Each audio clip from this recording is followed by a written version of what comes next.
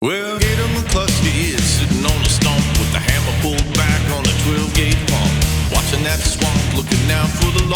Well, it makes the best corn that you ever saw. Right, good whiskey. Hello, I'm Gator McKlusky, and I'm sitting here with Elaine Schell, who's the author of the book Burt and Me. And she has been Burt Reynolds' personal assistant for 17 years and has amazing stories to tell about life and experiences that she had with the great Burt Reynolds, who we all love. Thank you for joining us today, Elaine. Well, thank you for having me. So you worked with Burt Reynolds for 17 years, a really long time. How did you meet? I met him back in the very early 70s in Jupiter, Florida. We bought property out there, my husband and I and the two children. There were just a few people who lived out in Jupiter Farms. I didn't know that Burt Reynolds had a ranch there, but I had met his mom and dad, my husband and I, at a square dance because we'd gotten horses for our daughter. And then I would go have coffee with his mom, and she'd talk about Bud, and I would talk about my Randy, our two sons. When I first met her, I didn't know who Bud was, but when I went to her home, I surely did. They lived in a small house that had been previously owned by Al Capone. He used to hide a lot of his henchmen out in the Jupiter Farms area from Chicago when the heat was on. Burt bought 160 acres and began with just some cattle. His mom and dad settled in the house, so when he would come to visit, he could be very comfortable and not have to worry about being Burt Reynolds, because at that time, even in the early 70s, he had done Hawk and he had done Gunsmoke. So he was already starting to be recognized. I started out, there was mail going to their home to Burt Reynolds. And his mom said, Bud needs somebody that can answer the fan mail. Is that something that you can? Oh yeah, I've been a secretary all my life, so I can do that. And so I just would take the mail home and I would respond and send things to California to his office out there that needed to go if there were business. So that's how we got started, and that was about 1975 that I really got into that part-time until he built the theater in 1979. That's when it opened. So let me ask, the fan mail, was it just fan mail that you were opening? Were these just obsessed fans, or were there also movie offers and things and friends? Were you opening up all his mail at the time? Well, mostly what was coming to the East Coast, because movie offers and things of that nature went to Burt Reynolds Productions in California. He eventually closed that after a couple of years because he started doing so much business once he opened the theater, and I had an office there. He began to rely on me more at that time. Now, fan mail, I would imagine that at the time he was one of the sexiest men alive. Oh. I'm sure some of that fan mail was pretty crazy. And you don't have to get into details, but I'm assuming you read some. When he did the Centerfold, he was not crazy about having done that, but he was wonderful. And that was a big part of his life at that time. But he was never happy after the fact because he thought it did have something to do with him not getting the very serious offers that he felt he would really like to try. First time I met him, when his mom used to say, well, I'd have coffee with her. It would say, well, Bud's coming home. Family called him Bud, not Burt. Well, Bud's going to be home this weekend. And I think, great. Well, I wouldn't go down there. So he'll be here for 3 or 4 days. I wouldn't go because I felt that he needed to be with his family and not have to be Burt Reynolds for the neighbors. And it was so funny because the first time he came, and she didn't tell me he was coming. I'm sitting there chatting with her in the living room and we were having our coffee and talking. I look up and I'm shocked to see him because I didn't expect he was going to be there. And there he comes in with a pair of jeans on, barefoot and no shirt. And he's rubbing his eyes and he says, hi, you must be Elaine. And I went, yes. And I looked at her and I said, you didn't tell me he was going to be. She said, well, I knew that you wouldn't come if I told you. And I said, okay. So I sat down. So he walked past us in the living room, and adjacent to the living room was an office, and it had a big roll-top desk, and he's going through mounds of mail at that time that obviously was coming there for him. So I visited a very few minutes, and I said, okay, I've got things I've got to go take care of. So I'm going to run, and I will come back and see you later, okay? Well, I didn't go back until after he was gone. And then after I began working for him, he said, you know what, when I first met you, I said, oh, yeah, I remember that day. He said, yeah, I thought that you didn't like me for some reason and didn't want to visit because you got right up and left. And I said, no. You came to visit your mama and your daddy and to be their Bud, I was really affording you that private time with your family on your time off, and that was important for me to do that. He said, well, I'm glad you told me. I just thought you didn't like me. I said, well, hey, I'm here working for you now. He said, well, that's different. I think that's a sign of a special personal assistant who takes that kind of care to make sure that. I cared a lot for Burt all the years that I worked for him, just really worried about him and things that developed through the course of the years. And I certainly learned a lot. I did a lot of shuffling too. So right around that time, he was about to explode. He had Smokey and the Bandit and all these big movies. He was dating Dinah Shore. So what do you remember about that time period? Well, prior to Smokey and the Bandit, Dinah Shore, he was, of course, with her, very involved with her. They rode horses. Dinah had a horse that was stabled at Burt's Ranch. They would ride out into the wooded areas in Jupiter Farms at that time where there were very few homes. And she even came with his dad up to our house, which was about 1.5 miles up the road, as we say, and visited for a while. And what a delightful lady she was. What a sweetheart. And Burt really loved her. But then, of course, things began to change and his life began to change. And Was that the nature of him becoming more famous? I think when he was with Dinah, he did a lot of fun things too. He appeared on her show. At one point, after he'd opened the theater in 1980, she came to visit and they shot one of her shows there. And they had very special moments at that time as well too. So That's great.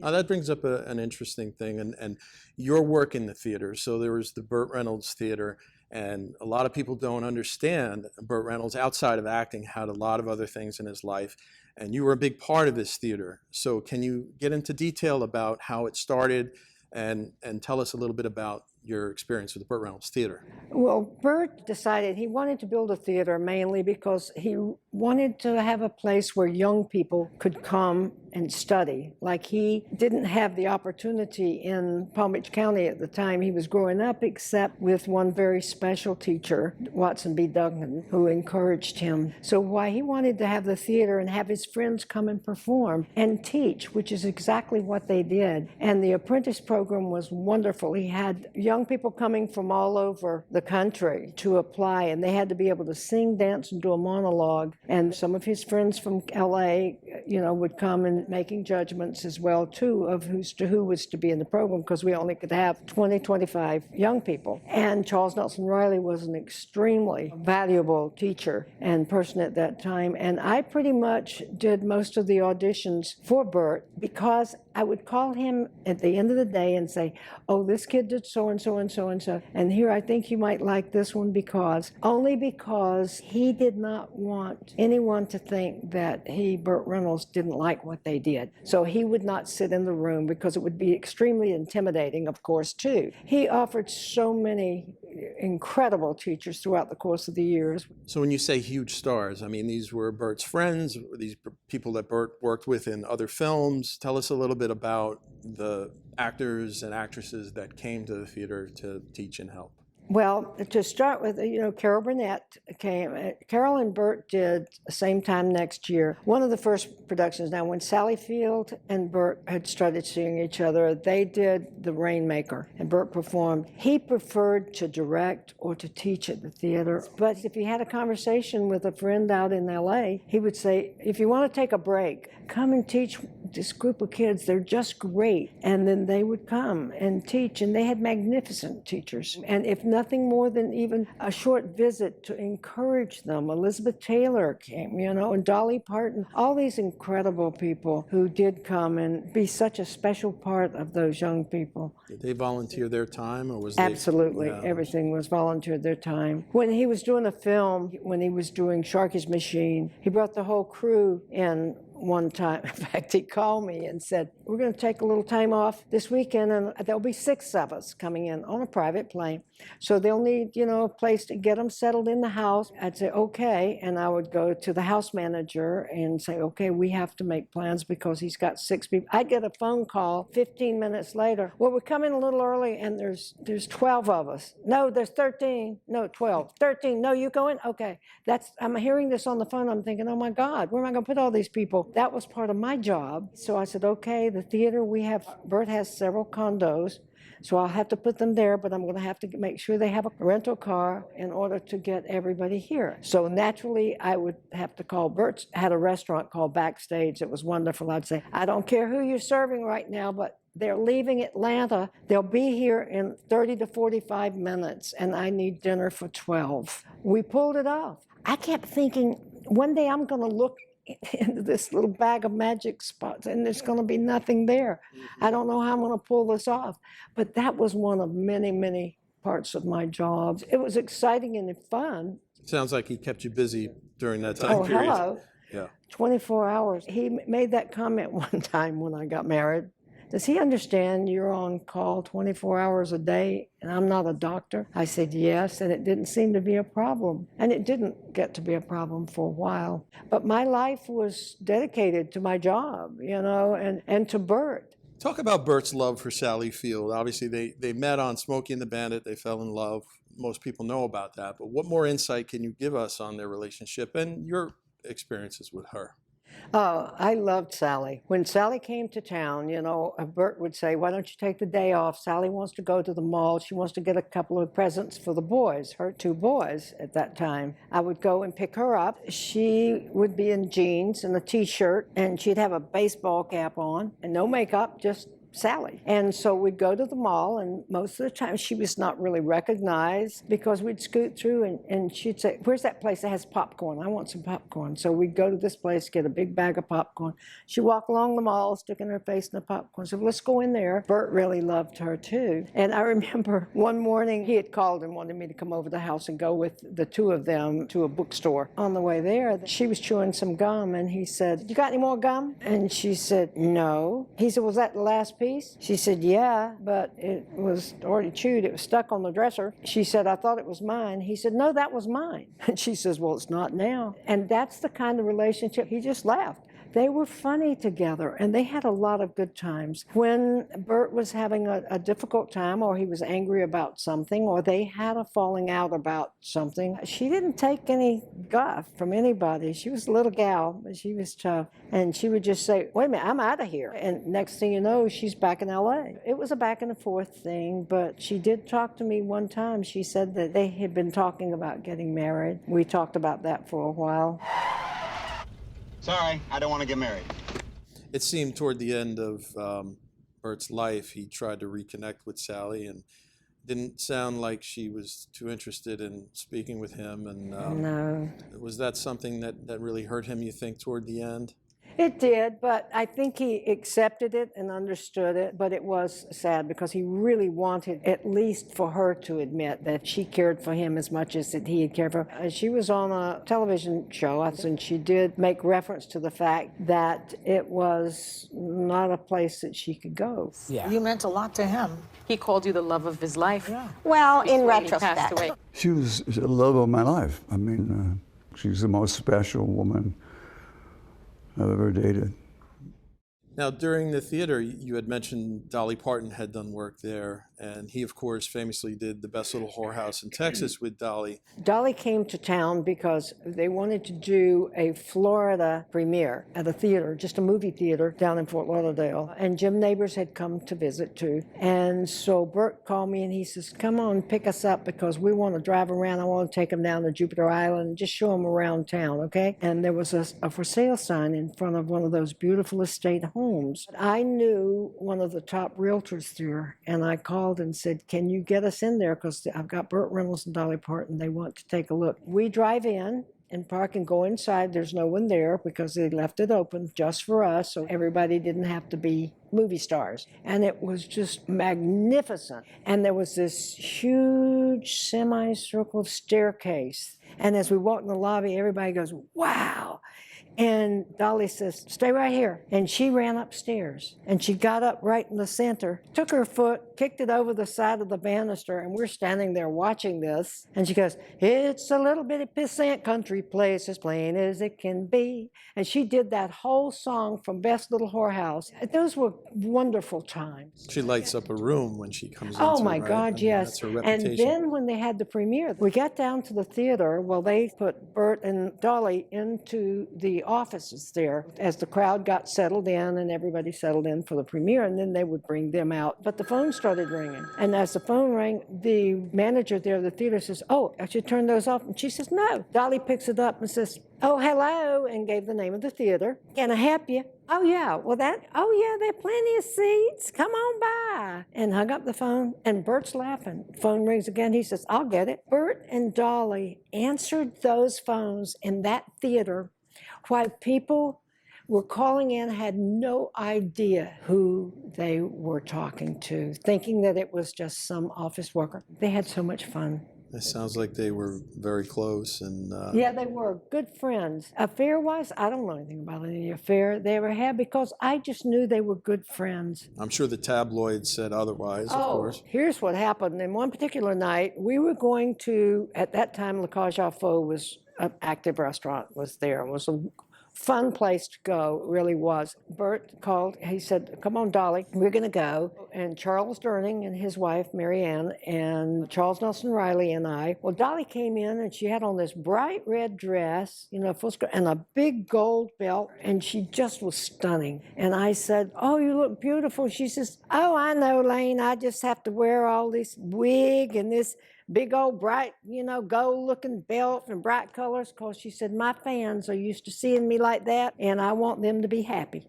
And we get out of the car and start heading into the restaurant. And as we're going, the paparazzi's everywhere, and they're flashing pictures. And the very next day on the National Enquirer was a picture of Dolly and Bert holding hands. Of course, everybody holds hands. Charles and I were holding hands because we're dear friends. But no, it was Burt Reynolds and Dolly Parton, their private little outing out on the town. And I said, "Well, yeah, with the four of us back there, just going right in with them, sitting at the same table." So the next thing you know, it was like Bert and Dolly are having an affair, and it was a big thing. And I said, "Oh, that's just a crock." This used to make me so mad. We've talked about Lonnie Anderson a little bit. Can you tell us how you met her, and did you have any close experiences with their relationship? Quite a few. Bert actually directed One Flew Over the Cuckoo's Nest at the theater, starring Martin Sheen and Will Sampson, who was the Indian in film, was also there on stage. Anyway, Bert directed the show, and he called me and he said, "This afternoon, Lonnie Anderson is coming in. She's flying into Miami, and Logan is going to pick her up in the chopper and bring her to the house. So if you'll get her all settled in, then I'd like you to bring her to the theater, and she can come and sit through rehearsals, and then we'll leave together to go back to the house." I said, "Oh, okay, great." And he said, "Elaine, she's beautiful. She looks like a little Barbie doll." And I'll never forget, I walked out, and yes, she was just looked like a Barbie doll. She was beautiful. I took her to the theater, and Bert was so happy to see her, and she was so gracious to everyone. And of course, the whole entire cast and crew, everybody was excited to see her because WKRP was very popular, at that time, and that was her big thing. The next day, Bert said, "I want you to, take Lonnie to the mall. She'd like to go shopping." We went to the mall, and Lonnie was dressed like a Barbie doll. She was darling. She would have on a little jeans skirt, cute little top, but she was beautiful. And as she walked through the mall, everybody recognized her, and they would run over to her. "Oh, Lonnie Anderson, you're so beautiful." And they went right up to her. "You're just more beautiful in person than you are on television." And she smiling, says, "Thank you." And then as an afterthought, one of them turned to me and says, "Oh, and you're pretty too, dear." And I said, "Well, actually, we're twins. It's just I don't bleach my hair." They looked at me like I had two heads, but Lonnie thought that was so funny. She just laughed all the way through it. She had a great sense of humor, and it was fun going to the mall with her. She and Bert were very happy during those times, and they had a lot of fun too. She's very down to earth. Can I ask about their wedding? You were there during the time of the planning and everything. Can you tell us about how that went Well, actually, yeah, I think they pretty much decided that they wanted to get married. Bert came to me in my office at the theater, and he says, "Lonnie and I are going to get married. I need you to help me plan the wedding." And I said, "Well, what about Lonnie?" And he says, "Well, it's going to be done here, and it's going to be very private, just my family here. Her daughter will probably fly in and maybe one or two people, friends of hers or whatever. But he said it's going to be very small, but we're going to have it at the chapel out on the ranch. And so I got someone to do the flowers, and I started helping him plan the wedding. And I said, well, what about Lonnie? He said, well, she'll probably come to you with some ideas. And he just like it was no big deal. But he was directing the show. That's what I could see, because this was new for him. So Lonnie came to me and she says, this is kind of what I would like to have. My favorite flower is a gardenia, but I would like to have this and that. She said, Burt really wants to plan most of it himself. And she said, that's okay. They got married in, I think it was 1988. Can you tell us about Quentin? Yeah, Quentin was such a cutie.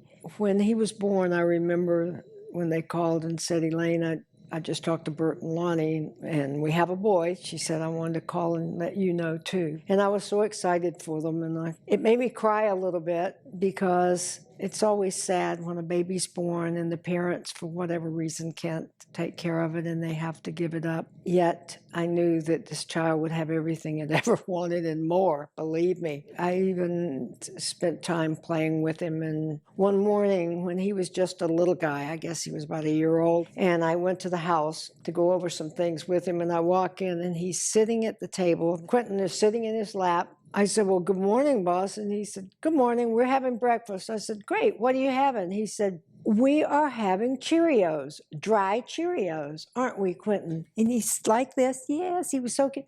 And he's picking them up and eating them. Bert's picking them up and eating them. While he's going over the paperwork with me, he's sitting there eating dry Cheerios with Quentin. And that was one of the cutest moments. I loved that. That was really special. Sure, he was a good father. He was, and when we did the road show at one point, he said, I really want Quentin to come and spend some time. And he rode with us a couple of days on the bus, and it was kind of fun having him. He was just such a cute kid. Now, Burt and Lonnie's divorce, it was all over the tabloids. It was this enormous story at the time. You couldn't get away from it. Burt didn't paint the best picture of himself or Lonnie at the time. And what can you tell us about that time period that maybe the average person doesn't know? Well, it was a very difficult time, and truthfully what it amounts to is two people who got married, and they had a good marriage in the beginning, and then it didn't work out. They ended the marriage, basically. As far as affairs or who did this or who did that, there's always a question as to what degree each person is involved in the demise of the marriage. It was unfortunate that it did come out in the tabloids. When it gets right down to it, it was a marriage that just didn't work out. That's the way I see it. We could see it coming. Did it affect his work? Did it affect his relationship with people? Was he depressed? I think angry more than anything. There was an anger element there that Burt had a temper. That was well known. I mean, he had a temper sometimes that he wanted out of the marriage. And he had met someone else. He was having to deal with the emotional side of that. And his patience was running thin, and he was having problems with pain as a result of an injury, being addicted to pain medications, prescription drugs. And that's today God, so many people have that problem in just everyday life. And it was difficult for Lonnie to have to deal with that as well, too, so. But as his personal assistant, you were probably around him during a lot of ups and downs through that 17 years, so you really saw. Yeah. And it was heartbreaking. There was just an incredibly talented, somewhat tormented person there. He couldn't control that. When you're a celebrity and you do have an addiction or a problem and there's a need there for that, there's always somebody around who will get what you need, even though your own doctor will not prescribe it for you any longer. I mean, it's that kind of thing that happened to Elvis Presley. And I remember telling him that, I don't want you to end up like Elvis Presley. Now, as you bring that up, it occurs to me that I did read something about him going into almost a comatose type state. And was that based on his addiction to pills and perhaps overusage? Can you elaborate on that? And the sad part was with his TMJ injury that he had, and he was in pain all the time. The medication that he took for that pain didn't seem to do the job sometimes. So if the doctor said take 2, he was going to take 5. If he said take 5, you take 10. And most unfortunately, when we did have to call an ambulance, he was going through a withdrawals from medication because he was clearing things up. He was trying to come off the Trying, medication. yes, absolutely, making an effort, you know, and it's just not easy. By yourself, it's not easy. You need help, right? No. And he tried to do it on his own. When the security guy called me, he says he's just not talking. He's just sitting in a chair, just kind of looking straight ahead. And I had a family friend who was a doctor, and I called him. I said, "Can you come to the house?" He said, "Yes." And he said he needs to go to the hospital. I called his manager to let him know, because I always had to do that because of the publicity. He said, "Well, you can't go to the hospital. You can't." I said, "Well, I'm not going to sit here and watch him die. You going to come here and do that?" I said, "He's going to the hospital. We're just under an assumed name," and that's what happened. But he had lost so much weight because with TMJ, you can't eat. So it really, the sad part is that it was so unfair, and it was during a time when AIDS was talked about. No, it was just that he going through a difficult time with the pain. That was, you mentioned the AIDS thing. That's the one. That was a big rumor because he had lost all the weight. Do you remember around that time, what was that like for him? My understanding is that his friends were not reaching out to him. No, they were not, and he was miserable. He suffered a lot, but they came back. They always do, because he came back. You know, when he came back, they came back. And then there are those of us who always were there, and we stayed there. So getting back to the divorce between Lonnie and Bert, the rumors were is that she took him to the cleaners, and he had to sell all his assets and lost a lot of, if not most of his money. What was that time period like, and did he have to give her all his money? No, because at that time he didn't have a whole lot of money, but in all honesty, Lonnie, she got to be the scapegoat there for a while. And I don't think that's fair, because he lost most of his money on bad business deals that were made by some former business managers. And one in particular was investing in all these po' folks restaurants. That was the biggest mistake. And he lost most of his money there. And yes, both of them spent money, but they both spent money. I mean, he loved to get on QVC at night, and he'd call me in the middle of the night and make a whole list. I want to get, but he wanted to give to someone, you know, is it from his heart. He never even thought about the financial part of it. It was just, well, you know, go ahead and get 10 of these watches, and we'll figure out who they're going to. I was buying things for the apprentices from him and gifts for everybody, you know, but he loved to do that. I'll say this, Lonnie really tried to help him out at one point when things were a little tight money-wise, and I know that she said, "I will do the Christmas shopping rather than have someone else do it. I don't hold her responsible for Bert losing so much money." He loved to spend a lot, but he loved to give a lot. So I have to ask about his hair. Everybody talks about there's a period of time right around the early 80s to, I believe, Sharky's Machine. It felt like the last time we saw him with his real hair. Everybody called them hair pieces. They're not really hair pieces. Right? Well, they're units of hair that is prepared by specialists. Bert was just not comfortable not having hair. It wasn't fashionable back then, as like it is so much, you know, now, because he started losing it very early. When they weren't as good, was anyone telling him that? Or were they saying, "Yeah, Bert, they look great"? No, nobody ever told him that something didn't look good. No one ever told him anything. Yeah, in Sharky's Machine, I thought he looked really cool with his own hair. And everybody does comb-overs and comb-forwards and stuff as they start losing hair. Bruce Willis looks fine as a bald man. So I encouraged him to think of that, like Sean Connery, but Bert did a film called Switching Channels, and my understanding is that him and Kathleen Turner, who was a huge star coming off of movies like Body Heat, they didn't get along quite so well. What do you remember from that time period? I remember that he couldn't wait till it was over. He would call at night and come and say, "God, I hate this." I say, well, how's it going, you know, and how's Kathleen? "I just want this to be over." I said, "Well, it'll be over soon." And then I get a call one morning, and he said, "I need you to call Logan, tell him to get the helicopter. I need you guys to go up and down the coast of Florida and find me 2 miles of white sandy beach with just palm trees, nothing else on, no power lines or anything, because they want to shoot the final scene in Hawaii on the beach with Kathleen." and me sitting together on the beach, the final scene. Well, they're going to have to take 2 weeks to do it in Hawaii. We can do it in 2 hours if you find that. So I said, I'll get on it right away. Hung up the phone. I called Logan. He said, I'll pick you up at the dock. And of course, Logan's wife, Catherine, who also had done work for Burt. Catherine and Logan, probably the longest known friends of Bert's parents and Burt. He's sitting in the pilot seat. I'm next to him, and Catherine's sitting in the back. We crossed over and started down the Gulf side of Florida, looking for that 2 miles of white sandy beach with nothing but palm trees on it for the boss. Logan said, we'll probably find something better down past Miami and get down to the Keys and see what we can find down there. As we were flying over the water, all of a sudden I looked. He said, we have to set down. I said, now? Why? And I'm looking in his jaw. He just works his jaw. He's got the stick. I said, how much time do we have? He said, we don't have any time. I need a place to land now. And we're looking, and I said, God, there's nothing. And about that time, he says, there's a spot. Okay, and we start hovering over this little small marina. There's no parking lot, but there's a grassy area. It looks about the size of a postage stamp, and all kinds of power line wires. We can't land there. He said, we have to. He said, when we hit the ground, he says, get out and run like hell. He sat down, and we all ran, including Logan.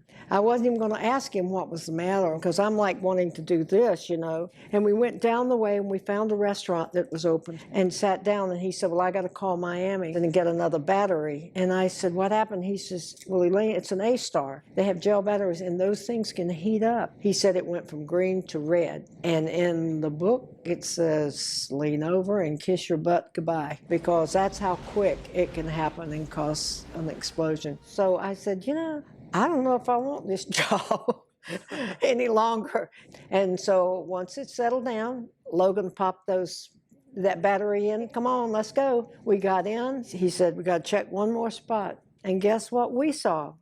A 2-mile stretch of white sandy beach with palm trees. I said, well, what are you going to do about the mountains in Hawaii? He said, we just superimpose mountains behind it. It seemed like Burt liked to shoot in Florida. He liked to shoot in Atlanta. He liked to shoot in areas basically in the southeast, as opposed to Hollywood. Tell us about B.L. Stryker. That was primarily shot in the Florida area, right? It was actually shot in Jupiter. There was a big houseboat where his character lived, and we shot, you know, all the episodes right there. That was the good part, too, being able to be home and where he was comfortable. And he loved it because Ossie Davis was in it, and what a grand fellow. And his friends, of course, Dom DeLuise. Dom did shows at the theater, and he also directed, and he also taught the apprentices, and he was just like you saw him on screen. That's the way he was all the time. He was a funny guy. He really put Jupiter, Florida on the map. He made it a very, very special place. Can you tell me about Burt's relationship with Nancy Reagan? I understand that he knew her. All I knew was that they were friends, that he was friends with both she and the president. She called one time. He was actually trying to get a deal done, someone locked in for a film that he was working on, and he's working on that when she called. And of course, she's the First Lady. So I went in and said, excuse me, Mr. Reynolds, because he's in a business meeting, and I said, the First Lady, Mrs. Reagan's on the phone for you, please. And he said, tell her I'll call her back. And I said, I'm going to tell the First Lady you're going to call her. He says, tell her I will call her back. Okay. I said, okay. So I went in there and I thought, I've got the First Lady on hold, and now I've got to go tell her he'll call her back. And I did. So I just went back and said, Mrs. Reagan, and I said, he would like to call you back, please. She says, oh, my dear, it's okay. She said, I understand. We were in the business, just like that. Let it go. I said, okay, thank you. And I hung up and I went, I just put the First Lady on. Because that was a special, you know, big time anyway. Now, Burt's big comeback was Evening Shade. It's a fantastic series that was beloved by a lot of fans. What can you tell us about that time period? You were involved in that show as well. Yeah, actually, I was still in Florida, and he came home and came running to the front door, and he says, Elaine, I need you to go to California for a few months. I'm going back into television, and I need you to go with me. I know you got family here, but you can come back. So I did, and I was in California for 18 years because I got so involved. He said, I need you to set up my production offices again, and started working with him on Evening Shade. Harry Thomason came to me and says, Elaine, if you get someone to do a lot of the personal stuff that takes so much of your time, Linda and I'd like for you to be associate producer because you spend so much time in the post-production part that we just feel that you would be very good in that. I said, great, I would love to do that. And so that's where the change came, and that's where I got involved with Evening Shade. Burt was absolutely wonderful because they really wrote it based around Harry Thomason, who was a football coach in high school. And a lot of that stuff came from his background. So Linda Bloodworth Thomason, of course, who did Designing Women and all those other Hearts of Fire and all those other wonderful shows. She's brilliant. They just thought Burt Reynolds would be perfect. And he really was. And so it was a great show. It was a great run. I understand that Burt got injured on Evening Shade with some sort of a fire issue. Can you talk about that? Absolutely. This particular episode, Burt and Michael Jeter, who played the assistant coach, were on a camping trip. And they had this little tiny camping trailer. And Michael is at the stove and he's going to fix something to eat. Turns the gas on. He's got a little flame and there's a paper plate that he's going to put something in. As he did, the paper plate caught on fire, and that was all part of the script. Michael Jeter runs out and comes back with a fire extinguisher, and he starts spraying all over the sets. When he got close to where that flame was, it burst up, and I literally covered the front of Burt, and it just completely engulfed in flames. And it was just a nightmare. What had happened was it was baby powder that he was spraying, which was fine at rehearsal because there was no flame. That baby powder had cornstarch in it, and cornstarch becomes flammable if it's airborne. And Lonnie and I are watching it. We go running downstairs onto the stage. The fire chief was there. The fireman said he needs to go to the hospital because he's ingested those fumes from that baby powder, but also from the flames and everything that can continue to burn in his lung area. And I said, you have to go to the hospital. He said, I'm not going. I'm fine. I didn't catch on fire. I want us to finish this shot. And I said, we can't, because the fireman said you're going to die if you stay here because that stuff will start burning in your lungs. Do you understand that? And when I said it like that, and said, okay, he went to the hospital. Evening Shade was also famous for the guest stars. I know there were many different people showing up, including Bob Thornton and Reba McEntire and all these. Did you get to have any experiences with those? Well, interestingly enough, Bob Thornton was not a star. At that time, had really not done anything. Bob Thornton made his debut on Evening Shade, one of the first episodes. He was a delivery boy. He was delivering something to the house and really didn't have a line. He was from Arkansas, and so was Harry Thomason, and then just over in passing and all. And Linda liked his accent, so they gave him a line or two. And that's how he really got started, was doing that. And then, of course, now he's an incredible actor. So Burt won his share of awards. I know for Evening Shade, he won the Emmy for Best Actor, which was great. Did. He also won some People's Choice Awards. What did those awards mean to him? Were they special? They were great. They're beautiful crystal awards. He won 11 of them, 11 years in a row, and he had them stored at the ranch. And he decided he wanted them transported to California so he could put them in the office there because they meant a lot to him. So he asked them to be shipped. But the person who shipped them decided to pack them himself as carefully as he knew how. And when they arrived, the UPS guy coming through the door with a dolly in this great big box. And I hear tinkle, tinkle, clink, clink, clink, clink. And he said, I'm not responsible for what's in here. I said, okay. And the driver left. I said, Burt, it's your People's Choice Awards. And he said, oh, great. And I said, I'm afraid they've gotten broken in shipment. He said, you're kidding. So I opened them up. And sure enough, 10 of them were broken. There was one left that was not broken. And I said, would you like me to call and see about having them redone? Let me see how much. He said, well, see how much they are first. And they wanted $2,500 a piece. And that would have been a lot of money. I said, okay, but they're your awards. He said, yeah, but it's okay. I've got one whole one. He said, the rest of them, I'll just glue them all together and make some kind of sculpture. What do you think? We'll put this one right on top. And I said, hey, works for me. He said, I can spend that $2,500 $25,000 on something else. I said, okay, makes sense. Even though he appreciated it and loved having the awards presented to him by the people, because that was a big thing to him, was the People's Choice Awards, because it came from the people. But the fact that they had gotten broken in shipment and then to replace them, he said they weren't the same awards.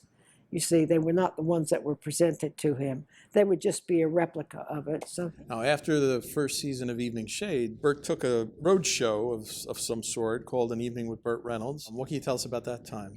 well, that was an interesting thing because I was a producer on that show as well. And it was in the days when we had laser discs were very popular. They, for film and whatever back, and this was like 91. We would record clips, and what it was, An Evening with Burt Reynolds was the setting of like his den, and there was a bar here, and then there was a big screen. He would tell stories of whatever appeared on the screen, whether if it was a clip from a movie or if it was a picture of friends or something or someone that happened. We had a list of about 75 events for that night, and he would tell those stories. Each night we would move from one city to another. We did, I think it was 23 cities. Bert's bus, he felt, was a little old for the trip. He called Tammy Wynette. Of course, Tammy and Burt had a relationship for quite a while, and God, what a special lady she was. I just loved her. We borrowed her bus to take her tour bus? Her tour bus, yeah. He loved doing that. He would come out dressed very handsomely in his dark suit and his red tie, and he'd casually tell stories.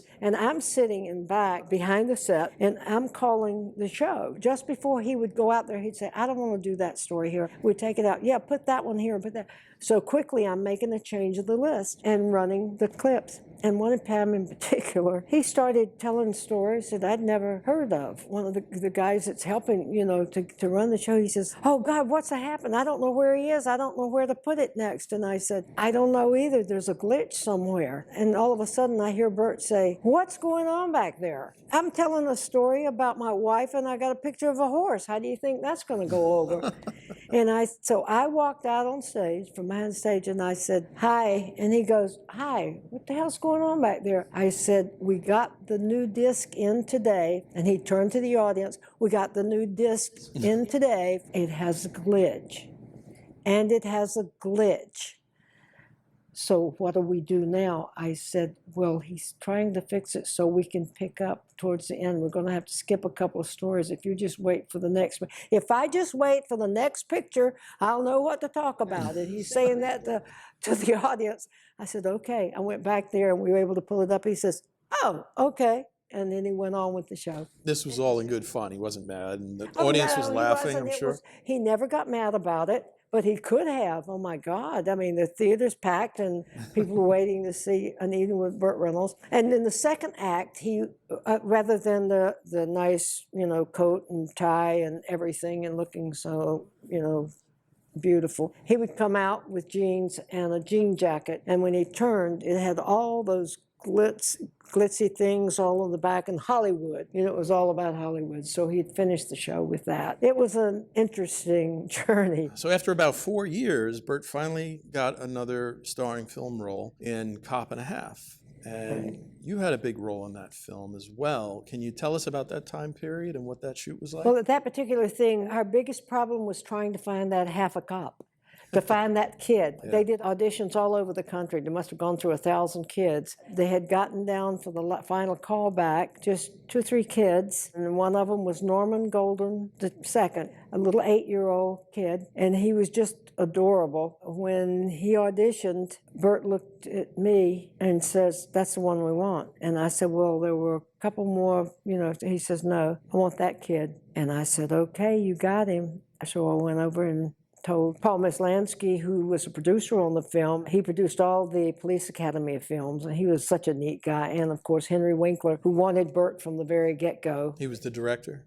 Yeah, and directed the film. And Henry, what a sweetheart he was, too. So I told him, I said, Burt wants that kid. He said he needs to see the other kid. I said, he doesn't want to. He wants that kid. Henry said, we'd really like for you to go. You were so helpful when we were getting all this together. And I said, well, that's great. Thank you. And Paul says, well, I haven't used an associate producer much, but I think we'll give you that role. I said, great, I'd love that, thank you. So we filmed in Tampa, Florida. That particular run was towards the last of my being with Burt, because it was not a real comfortable setting, because you get somebody like Burt who has directed so many films and all, and Burt had very strong feelings about what he wanted for a shot, and he would take control. You know, your director is your boss, but sometimes Burt pushed a little bit, and he made it a little difficult for Henry. So they didn't get along very well on the set? Not really, and I think that was common knowledge. And Burt was going through a difficult time at that time. The marriage was waning somewhat. He was involved with Pam Seals. She lived in Tampa, so it was convenient to be there. One day he lost his temper on the set when the second AD, Glenn Trottener, who's wonderful, they had started rolling, and he was coming from the back because something wasn't right, which was his job.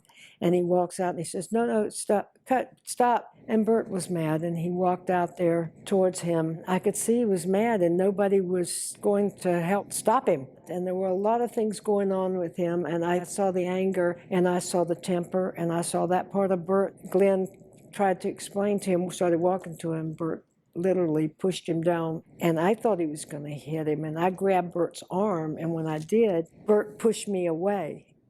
And I think that's the first time I ever said something directly to him like that, because I said, don't you ever do that to me again, ever. Go to the bus. I'll take care of this. We had a big argument, and I never had raised my voice to him, and I told him, I just kind of let it loose. I said, you've been rude to Henry the whole time. He's been trying to direct, and I said, and then to do what you did to Glenn, I said, I don't know what is the matter with you anymore. And he starts yelling back at me. And we have one of these yelling matches that people do that've been together and around each other for a long time.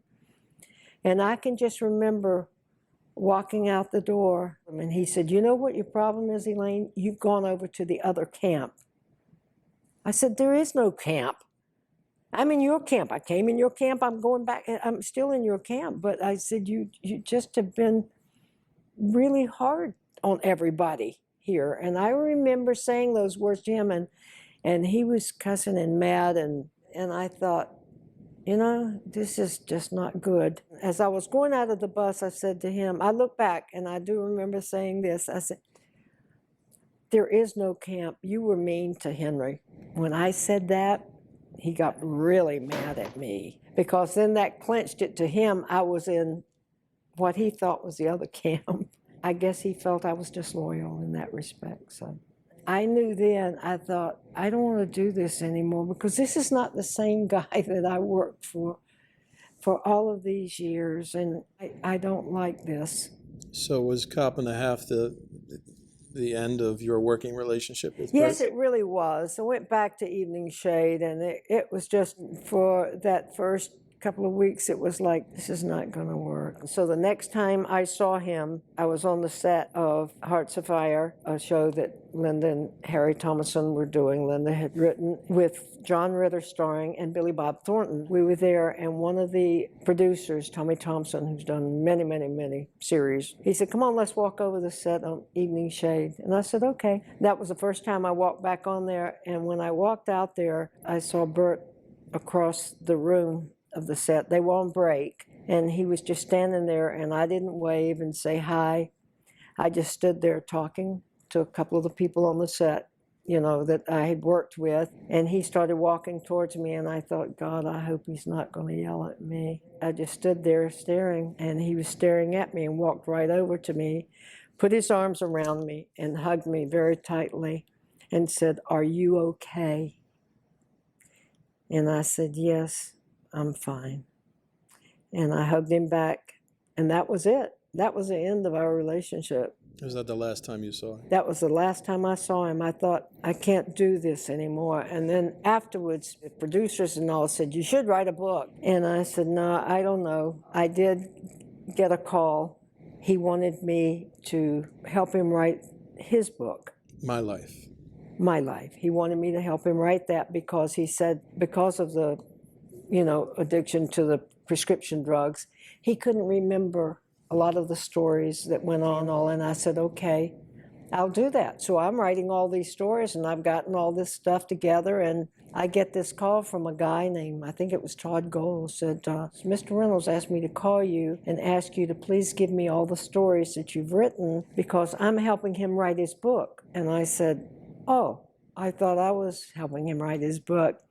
And he said, no, he's hired me, very matter-of-factly. I said, okay, well, I have to think about it. And I talked to some of the producers, some major people too, and I said, I'm so devastated, I don't know what to do. And they said, you go back and tell him to tell Mr. Reynolds you're writing your own book. You don't work for him anymore, okay? And as hard as it was, I did that.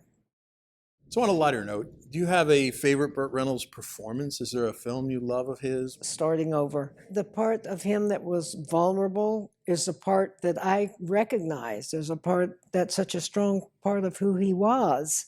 That vulnerability was there. He was not that gregarious go-getter all the time. He was a very private person too. He liked the privacy, he liked the quiet. He loved to read.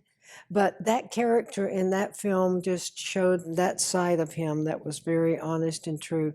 And I thought it was an excellent film. I loved the end. I thought it was funny. I enjoyed the Bandit films because the last one was Sally and all. So much of it was right in Jupiter in our area. I did love Longest Yard. Deliverance was an excellent film. And I enjoyed the Gator films because they were fun. That was that part of him that loved to play that part, because he loved to be that person. In real life, he's not. He would rather be just sitting home reading a book or watching a movie on television, you know, or just hanging out.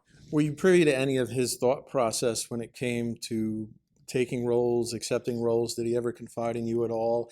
I mean, it seemed like he had opportunities to get into great films that could have won him an Oscar or could have gotten him to that next level, but sometimes made different choices. Was he ever open about that? Those decisions were made mostly when he was out in Los Angeles. He had a manager that he worked for him for many, many years that used to make proposals to some of the films, upcoming films, that Burt might be interested. And so Burt received calls, I mean, even in Jupiter, from Sidney Lumet and these wonderful, incredible directors. But the choices that he made sometimes were not always in his best interest. We don't really know why. A couple of them I can surmise as to his reason. I know one time that he did the film Stick from a book by Elmore Leonard. And Elmore came to town. What a great guy. Who was interesting, who wrote Get Shorty. Thank you. Get Shorty. I'm so glad you're here, honey. Just jogging my 80-year-old memory. But he came, had a little concern about some of the choices that were made doing that film. So I remember Burt did 2 cuts of that and said, I want you to watch this with me and I want you to tell me which cut is best. I thought, well, this ought to cost me my job, you know, because I knew one of them would be his. But as the films rolled, I could see things that I thought that I just gave my opinion on. I said, okay, this is just my opinion as a viewer, and I think that's a little hokey. Fortunately, I chose the right one because it was the cut that he had made, so that made it all okay. It was sort of a dangerous place to be, though. Where were you when you found out that Burt had passed? And how did that feel? Yeah, I was actually in North Carolina. It was during the time of a hurricane that was coming through. So we drove up into the mountains and rented a house up there. And that's when I heard about Burt. I was up in the mountains of North Carolina. And yeah, I was really sad because I felt that I just wish it had been a better time in his life. But he had suffered a good long time with his health. He really wanted to be remembered as a good guy, but also a good actor and director and teacher, and all of those visions that he had of himself. It was a difficult time. I was shattered as a fan as I was looking forward to him being in Quentin Tarantino's Once Upon a Time in Hollywood, and it seemed like he had gone through the rehearsals and he was ready to go, or table reads, I believe. Right, he had. It's just such a tragedy that he was unable to do that, because I understand he was excited about it. Yeah, then that would have been a good shot in the arm for him as well, too. When you think back to your time with Burt, you know, you have fond memories, you have memories that will last forever. What would you say is your overall feeling about your time with Burt? My time working for Burt Reynolds was an incredible journey, and what an incredible opportunity for a little old country girl. And I must say, too, the opportunities that he afforded so many young people, actors, the apprentices, and building that theater. Everybody who worked at that theater, they worked for Burt Reynolds, and they loved him. And to this day, they still adore him and that connection and that opportunity that was afforded to them to even to be there. But they still hold those amazing feelings inside their hearts about what Burt Reynolds did that gave their life a lift, that meant something to them. And that just warms my heart because I was so attached. I loved the theater. I loved the young people that worked there in every department. I loved the apprenticeship program. I loved out in LA, all the connections that were made there, and they were all encompassed and circled around Burt Reynolds and what he gave to all of us over so many years. His legacy will continue. As you can see, it's right now, it continues forever. In all honesty, that's what I treasure. Well, we're all fortunate to have his films and all of the memories that I grew up on, and so many people I know grew up on, and people watching. Right. Loved Burt Reynolds, and he's a special part of my life, and I can't thank you enough for taking the time to sit with us and tell us these stories, which, you know, will last forever. Thank you for inviting me and allowing me to go back into my memories way back and bring out so many of those stories that were so much a part of my life and that were so very special. And I do appreciate that. Thank you. An opportunity to do that. It's been Thank great. you. I really appreciate it. Thanks. And this has been great. Hopefully we can do more stuff like this in the future on the Gator McKlusky channel. And I thank you folks for watching. Thank you again, Elaine. And we'll catch you next time. This has been really special. Gator, out. Watch for new movie reviews and documentary series. Don't forget to subscribe and click on that bell so you know when new reviews arrive.